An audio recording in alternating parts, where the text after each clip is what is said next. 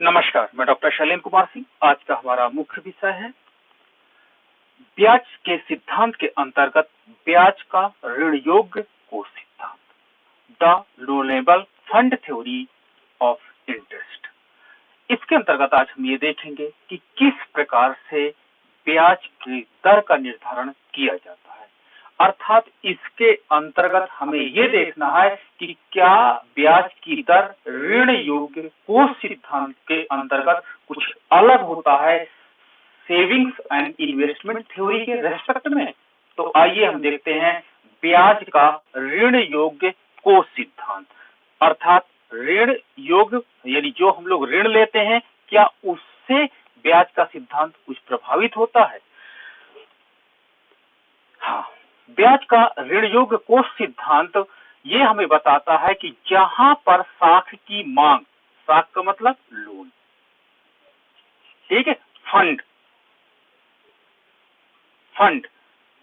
तो जहां पर साख की मांग और साख की पूर्ति बराबर हो जाती है, यानी जहां पर लोन की डिमांड तथा लोन की सप्लाई दोनों बराबर हो जाती है, वहां पर ब्याज की दर का निर्धारण किया जाता है। आज के संदर्भ में हम देखते हैं तो लोन क्या होता है, इंपॉर्टेंट पार्ट हो गया है फंडिंग का। अगर फंडिंग की बात करें तो फंडिंग का इंपॉर्टेंट पार्ट है लोन। तो लोन की डिमांड मार्केट द्वारा की जाती है और अर्थव्यवस्था में लोन की पूर्ति भी होती है। तो जहां पर लोन की डिमांड और लोन की पूर्ति दोनों बराबर हो जाती है, वहीं पर रेट ऑफ इंटरेस्ट का डिटर्मिनेशन हो जाता है। तो इस प्रकार हम कह सकते हैं कि demand for loanable fund, loanable fund यानी जितनी लोनेबल फंड की डिमांड है, ऋण योग की मांग है, और जहां पर लोनेबल फंड की पूर्ति है, जितनी लोनेबल फंड की पूर्ति है यानी डिमांड एंड सप्लाई, जहां पर दोनों बराबर हो जाते हैं, वहीं पर ब्याज की दर का निर्धारण हो जाता है। तो ऋण योग्य कोष सिद्धांत हमें ये बताता है कि जहां पर ऋण योग्य कोष की मांग तथा ऋण योग्य कोष की पूर्ति जहां पर दोनों बराबर हो जाती है, वहीं पर ब्याज की दर का निर्धारण हो जाता है। इसके पूर्व हमने क्लासिकल अप्रोच देखा था। तो क्लासिकल अप्रोच में हमने देखा था कि जहां पर बचत यानी सेविंग्स इक्वल टू इन्वेस्टमेंट हो जाता, वहीं पर ब्याज की दर का निर्धारण रेट ऑफ इंटरेस्ट हो जाता। बट यहां पर लोन वर्ड यूज किया गया, लोन कई पर्पज के लिए और कई व्यक्ति विशेष लेते हैं। तो यहां पर ऋण योग्य कोष जो वर्ड जोड़ा गया, ये बहुत अधिक महत्व रखता है। ओके, चलिए अब हम देखते हैं ऋण योग्य कोष निधियों की मांग। ये जो मांग होती है ऋण योग्य कोष निधियों की, ये अधिकतर 3 प्रकार के लोग करते हैं। That is very important. यहां पर आपको इंपॉर्टेंट है, ये पूछा जाता है एग्जाम्स में, ऋण योग्य निधियों की मांग के अंतर्गत कौन कौन से ऑप्शन हैं, सत्य हैं, ठीक है, या कौन सा नहीं है। तो ये 3 आपके पास एग्जाम्स में होंगे और एक ऑप्शन इसमें अलग से दे दिया जाएगा, आपको वो सिलेक्ट करना है कि वो ऑप्शन कौन सा नहीं है। तो ऋण योग्य कोष निधियों की जो मांग होती है वो 3 लोग करते हैं बेसिकली। सरकार, गवर्नमेंट लोन लेती है और ये लोन उनका टारगेट होता है इन्वेस्टमेंट करने का, निवेश करने का। सरकार निवेश करना चाहती है, सरकार के पास निवेश के लिए कई चीजें होती, जैसे इंफ्रास्ट्रक्चर डेवलपमेंट करना, उसके बाद क्या था, सोशल सिक्योरिटी को प्रदान करना या अदर थिंग्स हैं, इनके लिए गवर्नमेंट निवेश के लिए लोन लेती है। दूसरा, व्यापारी जो लोग होते हैं, जो हमारे पास ट्रेडर्स होते हैं, वो लोन लेते हैं संग्रह करने के लिए। इनका उद्देश्य होता है ज्यादा से ज्यादा माल लें, मार्केट से माल उठाएं, अपने गोडाउन में संग्रह करें, जब अच्छा रेट मिले तो मार्केट में सप्लाई करें। यही तो होता है। जैसे गेहूं की फसल हुई तो फसल होते ही बहुत सस्ते में आपको गेहूं मिल जाएगा। तो व्यापारी लोन लेता है, मार्केट में पैसा लोन लेता है और लोन लेने के बाद उस गेहूं को इकट्ठा कर लेता, जब रेट बढ़ता है तो उसको बेचता है, ठीक है। ये संग्रह की बात ये होती है। तो वास्तव में आवश्यक वस्तु अधिनियम के अंतर्गत कुछ वैसी वस्तुएं भी हैं जिनका आप संग्रह नहीं कर सकते हैं, ये आपको बहुत अधिक ध्यान देने वाली बात है कि व्यापारी हर प्रकार की वस्तुओं को संग्रह नहीं कर सकता है। आवश्यक वस्तु अधिनियम के अंतर्गत कुछ वस्तुएं हैं जिनका व्यापारी स्टोरिंग नहीं करेंगे। यदि स्टोरिंग भी करेंगे तो गवर्नमेंट को पता रहना चाहिए कि किसके पास कितनी वस्तुएं हैं। वास्तव में ये अधिकतर अर्थव्यवस्था में कालाबाजारी को भी बढ़ावा देता है। इसलिए आवश्यक वस्तु अधिनियम के अंतर्गत जैसे प्याज है, गेहूं, खाद्य तेल है, देख रहे हो मार्केट में कितना अधिक रेट बढ़ रहा है। तो कभी कभी इसका मोटिवेशन भी गलत हो सकता है। तो इसलिए व्यापारी, अब हम मान के चलते हैं कि एक काम करते हैं, एसी, फ्रिज, कूलर या अदर कमोडिटी का भी संग्रह कर सकते हैं। ओके, तो यहां पर हम संग्रह कहते हैं कि संग्रह कैसे करेंगे, करोड़ों रुपए का उनको स्टॉक बनाना, तो स्टॉक मेंटेन करने के लिए उनको लोन लेना पड़ता है। और तीसरा हमारे पास है उपभोक्ता कंजप्शन करने के लिए। आप देखिए मार्केट में एक नया कल्चर हो गया है, हर चीज ईएमआई पर आना, हर चीज के लिए ईएमआई। आप लैपटॉप खरीदते हो ईएमआई, आप फ्रिज खरीदते हो ईएमआई। ये क्या है, एक प्रकार से हमारी डिमांड है, किसके लिए, टू मेक कंजप्शन करने के लिए। तो याद रखना 3 प्रकार का ऋण मार्केट में अधिकतर मांगा जाता है। सरकार इन्वेस्टमेंट के लिए मांगती है, व्यापारी होल्डिंग या संग्रह के लिए या इन्वेस्टमेंट करने के लिए, वह व्यापारी का काम है, और उपभोक्ता कंजप्शन, टू मेंटेन कंजप्शन के लिए लोन मांगता है। तो ये 3 है जो आपको याद रखना है, फर्स्ट, सेकेंड एंड थर्ड। ये आपका बहुत अधिक इंपॉर्टेंट है पीजीटी के लिए और बहुत अधिक इंपॉर्टेंट है यहाँ पर ये पॉइंट नेट के लिए।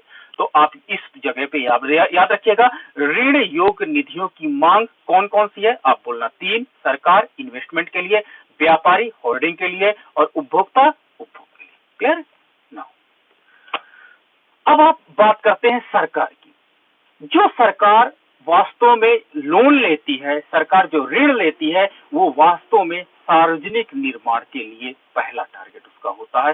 फर्स्ट होता है रोड बिल्ड करना, अर्थात हम रोड बनवा दें। दूसरा होता हॉस्पिटल बना दें,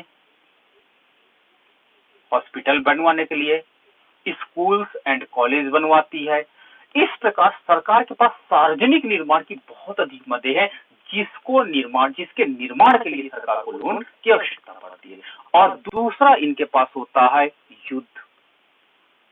ठीक है, हमारे पास इस समय पड़ोसी देशों के साथ आप देख ही सकते हो, 2 पड़ोसी देश है जिससे हम लोग काफी परेशान हो जाते हैं। तो युद्ध के लिए भी हमारे पास सेना की आपूर्ति के लिए भी सरकार को ऋण लेना पड़ता है, ताकि हम अच्छे उनको यंत्र दे सके, आयुध की अस्त्र और शस्त्र उपलब्ध करा सके। इसके अलावा अन्य भी कई चीजें होती हैं, जैसे सामाजिक सुरक्षा के अंतर्गत गरीब को पेंशन देना, पीडीएस के अंतर्गत अनाज बंटवाना, इसके लिए भी सरकार लोन लेती है। तो इस प्रकार सरकार का लोन लेने का ये मोटिवेटिव हो। दूसरा हम बात करते हैं व्यापारी। व्यापारी अधिकतर पूंजीगत वस्तुओं को खरीदने के लिए, देखो पूंजीगत वस्तु मैंने यहाँ पे जोड़ दिया गया, आवश्यक वस्तु अधिनियम के अंतर्गत आप डेली या कंजप्शन करने वाली आवश्यक वस्तु अधिनियम 1955 में चालू किया गया। इसके अंतर्गत सरकार ने आवश्यक वस्तुओं अधिनियम, एक अधिनियम बनाया गया। इसके अंतर्गत जिन वस्तुओं को इसमें लिस्टेड किया गया है, आप उनका बिना लाइसेंस के संग्रह नहीं करेंगे। क्लियर है, सरकार की अनुमति एक प्रकार से, अर्थात इन वस्तुओं का मूल्य बहुत तेजी से फ्लक्चुएट होता है और अर्थव्यवस्था में गंभीर समस्या न कभी खड़ी हो जाए, इसलिए इन वस्तुओं को आवश्यक वस्तु अधिनियम के अंतर्गत लाया गया है। ये लिस्ट में परिवर्तन होता रहता है, एग्जाम में बहुत अधिक पूछा गया है, आवश्यक वस्तु अधिनियम के अंतर्गत कौन सी वस्तुएं हैं, आप इसको नेट पे देखना। ओके, तो व्यापारी पूंजीगत वस्तुओं को खरीदने के लिए मशीनें खरीदते हैं, मान लीजिए विदेश से, उसको लगाने के लिए और इन्वेस्टमेंट करने के लिए भी ऋण लेते हैं। तो इनके ऋण की डिमांड, लोन की डिमांड किसके लिए हुई, पूंजीगत वस्तुओं के लिए और निवेश के लिए। लेकिन ये जो इनका ऋण होता है, ये ब्याज लोच होता है। ब्याज लोच का तात्पर्य ये वास्तव में इनके द्वारा लिया गया लोन वो डिपेंड करता है लाभ की प्रत्याशित दर से, अर्थव्यवस्था में उनको कितना प्रॉफिट मिलेगा। अगर उनको ये पता है कि इस मशीन को लगाने से फ्यूचर में मुझे लाभ की प्रत्याशा, कहते हैं एक्सपेक्टेशन ऑफ प्रॉफिट ज्यादा है, तो वो ऊंचे ब्याज पर भी लोन लेने को तैयार रहेंगे। तो इस प्रकार ये लाभ की प्रत्याशा ब्याज की दर से कंपेयर करके क्या करता है, निवेश करता है व्यापारी। इसलिए निवेश और लाभ की दर के बीच में एक रिलेशनशिप पाया जाता है, इसे हम ब्याज लोच कहेंगे।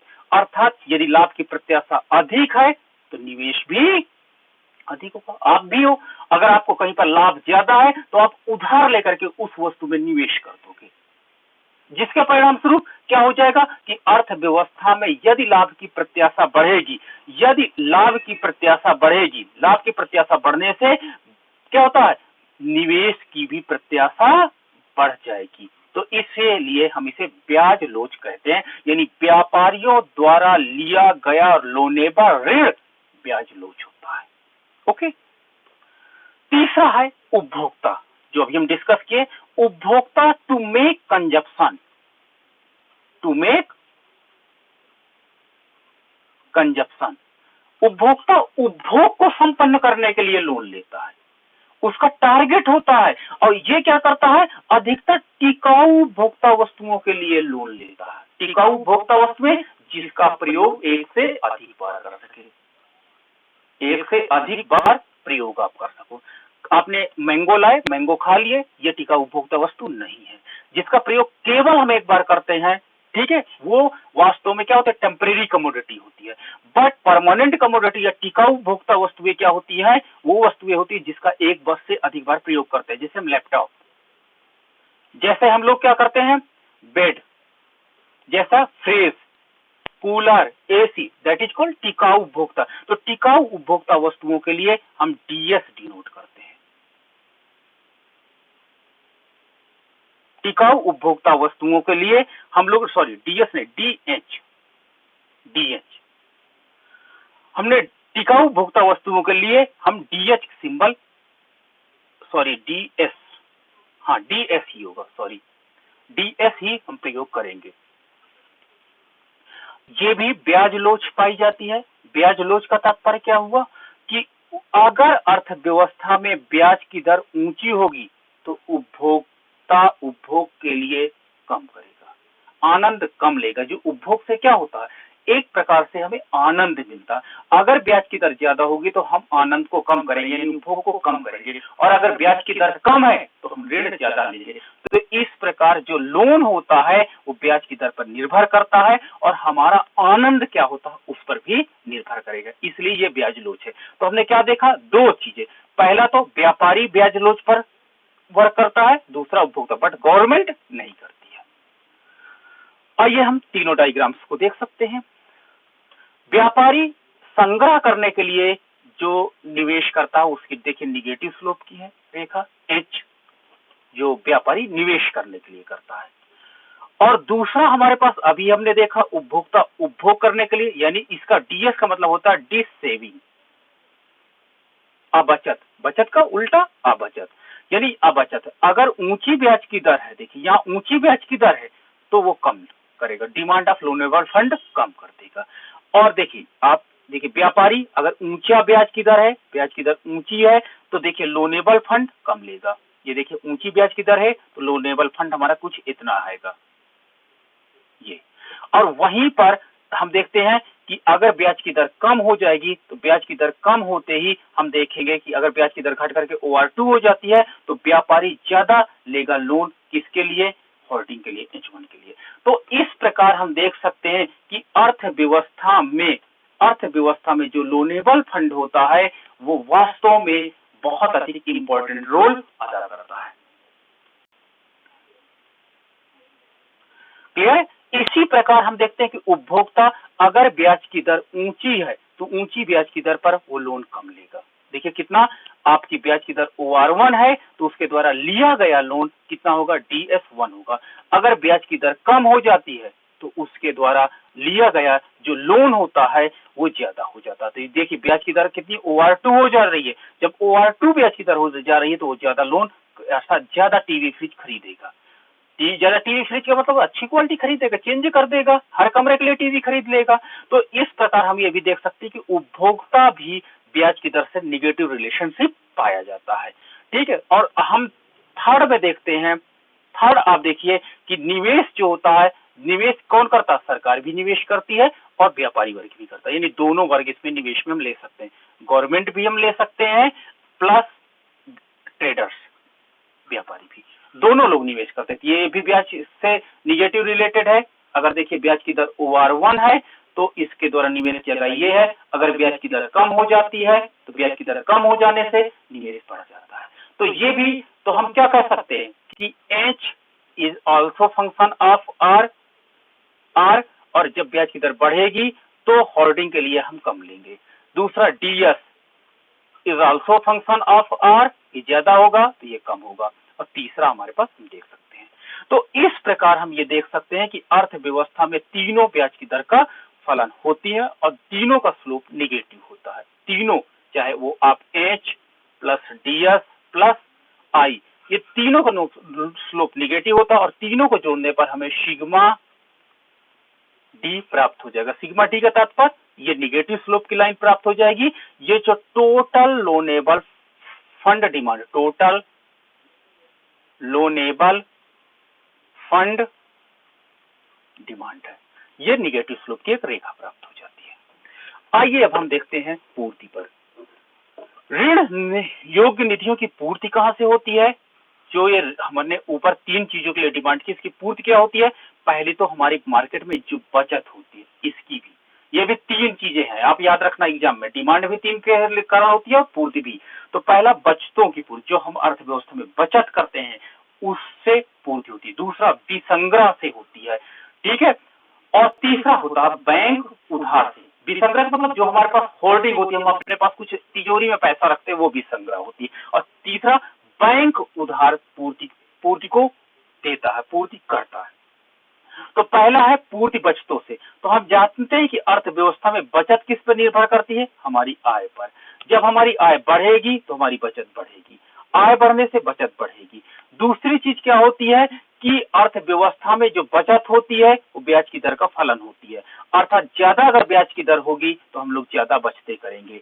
तो इस प्रकार अर्थव्यवस्था में ब्याज की दर ऊंचा होने का तात्पर्य ये है कि बचतें भी लगातार बढ़ती जाती हैं। तो इसे हम ब्याज लोच कहेंगे कि जब ब्याज की दर बढ़ेगी तो बचत बढ़ेगी, ब्याज की दर कम होगी तो बचतें कम होगी। दूसरा, फर्म जो होती है, हम कह सकते हैं फर्म जो होती है, फर्म भी के पास कुछ अवितरित लाभ होता है, ऐसा लाभ जो अपने शेयर होल्डर्स के बीच नहीं बांटा जाता। फर्म क्या करती है? अपने पास कुछ ना कुछ अनडिस्ट्रीब्यूटेड प्रॉफिट रखती है, एक फंड रखती है, तो ये भी सप्लाई के काम आ जाती है। ओके, तो दो प्रकार की हमने बचतों का डिस्कस किया, एक घरेलू बचतें और एक फर्म की बचतें। ये दो बचतें बचत की पूर्ति करती है पहले माध्यम के अंतर्गत। दूसरा है विसंग्रह, यानी ऐसी निधियां जिसका ब्याज की दर से सीधा संबंध होता है, अर्थात ब्याज की ऊंची दर होगी तो संग्रह या निवेश के लिए बाहर आएंगे। अगर अर्थव्यवस्था में ब्याज ज्यादा है, आप समझो ब्याज ज्यादा है, अर्थव्यवस्था में ब्याज ज्यादा है, और मान लीजिए मुझे कोई फ्रिज चाहिए, अब फ्रिज चाहिए तो मैं लोन क्यों लूंगा? फिर अपने पास जो मेरे पास संग्रह मुद्रा है, उस संग्रह मुद्रा से ही मैं क्या करूंगा? उस फ्रिज को ले लूंगा। करूंगा कि नहीं करूंगा? तो जब अर्थव्यवस्था में ब्याज की दर ज्यादा होती है, रेट ऑफ इंटरेस्ट ज्यादा होता है, तो होल्डिंग क्या होती है? वो होल्डिंग भी क्या हो जाएगी? कम होने लगेगी, अर्थात अर्थव्यवस्था में होल्डिंग बाहर आ जाएगी। और जब ब्याज की दर कम होती है तो लोग होल्डिंग, अपनी बचतों को न निकाल करके, अपने संग्रह को न निकाल करके मार्केट से इनको निकालते, जिसको हमने DH के रूप से यहाँ शो किया। अब तीसरा है बैंक उधार। कभी कभी जब लोनेबल फंड की डिमांड ज्यादा हो जाती है तो पूर्ति का कार्य कौन करता है? बैंक करते हैं। तो बैंक ऊंचे दर पर अगर रेट ऑफ इंटरेस्ट ज्यादा होगा तो बैंक सप्लाई ज्यादा करेगा। किसकी? लोनेबल फंड की। लोनेबल फंड की सप्लाई ज्यादा करेगा। आप देखना कि बैंक के पास जिसपे ऋण में ब्याज ज्यादा मिलता है, मान लीजिए आप लोन लेने जा रहे हैं, तो लोन लेने में पर्सनल लोन ले रहे हैं आप, दूसरा कार खरीदने के लिए आप लोन ले रहे हैं, और हाउस के लिए आप देखते हो कि हाउस का लोन 8% के आसपास होता है, कार का 10% के आसपास होता है, और पर्सनल लोन का 12% के आसपास होता है। तो बैंक अपना इंटरेस्ट इस लोन पर ज्यादा फोकस करते हैं। क्यों? क्योंकि इस लोन पर उसे ब्याज ज्यादा मिलता जिस पर वो अपनी पूर्ति लगाने को तैयार होते हैं। तो रिजल्ट हम क्या कर सकते हैं कि बैंक जो होता है, बैंक उधार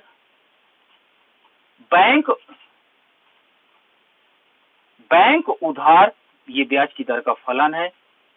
ये भी रेट ऑफ इंटरेस्ट पर निर्भर करता है। रेट ऑफ इंटरेस्ट ज्यादा होगा तो बैंक उधार ज्यादा देगा, अगर रेट ऑफ इंटरेस्ट कम होगा तो बैंक उधार कम देगा। तो इस प्रकार हमने 3 चीजें डिस्कस किया। पहली चीज हमने क्या डिस्कस किया? बचत की पूर्ति, ये बचते घरेलू बचते तथा फर्म की बचते होती है। दूसरा विसंग्रह, जिसको हम होल्डिंग करते हैं, होल्डिंग भी एक पार्ट हो जाता है। तीसरा बैंक उधार। तो ये तीनों को अगर हम जोड़ दें, पूर्ति, बचत प्लस विसंग्रह प्लस बैंक उधार, ये तीनों को अगर हम जोड़ देते हैं तो हमें ऋण निधियों की पूर्ति मिल जाएगी। और बैंक उधार को हमने एम से डिनोट किया, हमने विसंग्रह को डीएच से डिनोट किया और हमने बचतों को एस से डिनोट किया। तो ये आपका एस हो जाएगा, ये आपका डीएच हो जाएगा, ये आपका एम हो जाएगा। तो तीनों को जोड़ दो तो क्या हो जाएगा? S plus D H plus M, जो ब्याज की दर का धनात्मक फलन है ना, धनात्मक फलन। तो इस प्रकार यदि ब्याज की दर बढ़ेगी तो तीनों भी बढ़ेंगे, अर्थात तीनों के बीच में धनात्मक सहसंबंध पाया जाएगा। इनकी ढाल धनात्मक होगी, ढाल धनात्मक होगी। क्लियर है? अब ये देखिए, यहां पर हम तीनों को देख सकते हैं। लंब अक्ष y पर हम देख सकते हैं कि ब्याज की दर को लिया गया तथा आधार अक्ष पर x पर वास्तव में सप्लाई को लिया गया है। पहले पॉइंट से हम देखते हैं कि जब ये देखिए हमारे पास DH है, आपका DH है, तो यहां पर हम देख सकते हैं विसंग्रह की बात अगर हम देखें तो अर्थव्यवस्था में यदि ब्याज की दर OR1 है, विसंग्रह की मात्रा कुछ ही होगी कि नहीं? तो इस प्रकार DH1 हो गया। जब ब्याज की दर देखिए बढ़ जाती है तो ब्याज की दर बढ़ करके OR2 हो जाती है, जिसके परिणाम स्वरूप हम ये देख सकते हैं कि सप्लाई भी बढ़ गई है DH द्वारा, यानी होर्डिंग्स मार्केट में ज्यादा आ गई है। तो इस प्रकार हम देखते हैं कि ब्याज की दर बढ़ने से विसंग्रह बढ़ जाता है। वहीं हम एम की बात करते हैं, बैंक उधार जिसको हम बोलते हैं। अभी बैंक उधार, यही तो बैंक उधार था। बैंक उधार भी ब्याज की दर का पॉजिटिव फंक्शन है। अगर ब्याज की दर ऊंची होगी तो ज्यादा देगा, अगर ब्याज की दर नीची होगी तो वो कम उधार देगा। क्लियर है? इसलिए बैंक की ब्याज दर बढ़ेगा तो ये भी ऊपर बढ़ेगा। और हम थर्ड अगर डिस्कस करते हैं, थर्ड डिस्कस करने में हम ये देखते हैं सप्लाई या सेविंग्स। इसमें हमने 2 प्रकार के सेविंग्स हैं, एक घरेलू बचतें हैं और प्लस आपके पास फर्म की बचतें हैं, दोनों की, जिसको अवितरित लाभ भी कहा जाता है। दोनों बचतों को इस पर रिप्रेजेंट किया गया है। S lines also have the positive slope. यदि क्या होता है, ब्याज की दर OR1 है, ब्याज की दर बढ़ेगी तो ये सेविंग्स भी बढ़ेगी। इन तीनों को अब ऐड कर दीजिए, DH plus M plus S, तीनों को ऐड करने के बाद हमें सिग्मा S यानी हमें पास एग्रीगेट या समग्र सप्लाई रेखा प्राप्त होती है, that have the positive slope. ये हमारे पास देख सकते हैं कि पॉजिटिव स्लोप है। अब इक्विलिब्रियम, यानी अगर डिमांड एंड सप्लाई, हमने क्या बोला था, sigma D equal to sigma S, जहां पर दोनों बराबर होते हैं वो संतुलन होता है। तो इस प्रकार हम देख सकते हैं कि यहां पर आपके पास तीनों प्रकार की डिमांड H, DS जो लाइट ब्लू रेखा से दिखाई गई है, और D और आपका इन्वेस्टमेंट, तो ये तीनों जो होती है, ये तीनों आपके पास डिमांड को रिप्रेजेंट कर रही हैं। ये तीनों शो क्या कर रही हैं? डिमांड को। और ये बैगनी कलर से आपको दिखाया गया होगा DH फर्स्ट, दूसरा आपका M उधार मुद्रा of the bank and savings. तो ये तीनों जो होती है ये सप्लाई साइड को दिखाती है, सप्लाई साइड को दिखाती है। इनके एग्रीगेट योग से हमने क्या किया, sigma D and sigma S प्राप्त किए। 10 equilibrium point will be E, और E भी तो E होगा, और इसके आधार पर हम ब्याज की दर देख सकते हैं कि अर्थव्यवस्था में कितनी होगी। OR ब्याज की दर होगी, OR रेट ऑफ इंटरेस्ट होगा, और अर्थव्यवस्था में जो पूर्ति होगी, उधार की पूर्ति और मांग कुछ ये ऐसी होगी, यहां पर हम मिलाने से मिल जाएगा। क्लियर है? लेकिन अगर क्लासिकल थ्योरी की बात करें तो क्लासिकल थ्योरी ने कहा था जहां पर सेविंग और जहां पर इन्वेस्टमेंट, ये देखिए दोनों यानी ये आपका इन्वेस्टमेंट रेखा और ये सेविंग रेखा दोनों इंटरसेक्ट करते हैं एट पॉइंट E1। तो अगर क्लासिकल थ्योरी की बात करें तो क्लासिकल थ्योरी जो इंटरेस्ट रेट डिटरमाइन करेगा वो OR1 होगा, बट व्यय ऋण योग कोष सिद्धांत जो ब्याज की दर निर्धारण करेगा वो OR होगा। तो इस प्रकार हम देख सकते हैं कि इतना अंतर आ रहा, that is R1 R, that is very important. ठीक है, तो ये OR ये आपका पास क्या होता है, लोनेबल फंड थ्योरी के अनुसार रेट ऑफ इंटरेस्ट है, एंड OR1 जो है वो क्लासिकल इकोनॉमिस्टों के अनुसार ब्याज की दर है। तो इस प्रकार हम अंतर समझ सकते हैं। तो ये है हमारा पास loanable fund theory. Loanable fund theory ये हमें बताती है कि अर्थव्यवस्था में जहां पर लोनेबल फंड की डिमांड तथा लोनेबल फंड की सप्लाई दोनों बराबर हो जाती है वहीं पर ब्याज की दर का निर्धारण हो जाता है। लोनेबल फंड की डिमांड 3 चीजों के लिए होती है, सरकार, व्यापारी और उपभोक्ता, और सप्लाई जो होती है वो भी फर्म या घरेलू बचते हैं, प्लस आपके पास व्यापारी की जो डिसहोल्डिंग होती है एंड जो हमारे पास बैंक उधार होते हैं। इन तीनों को मिला देने पे सेविंग मिल जाती है। जहाँ तीनों दोनों इक्विलिब्रियम हो जाते हैं वहीं पर इक्विलिब्रियम पॉइंट आ जाता है। ये सारा संपूर्ण सोर्स हमने एमएल झिंगन की बुक से, एडवांस इकोनॉमिक थ्योरी SN लाल सर से और RK लेखी जी से लिया और कुछ इंटरनेट का मदद लिया, जिनके लिए थैंक यू। और अगर आपके कोई प्रश्न हो तो आप हमें अवश्य पूछिएगा ताकि हम आपके प्रश्नों का समाधान कर सकें। और this is very important point for topic for the PGT and net JRF।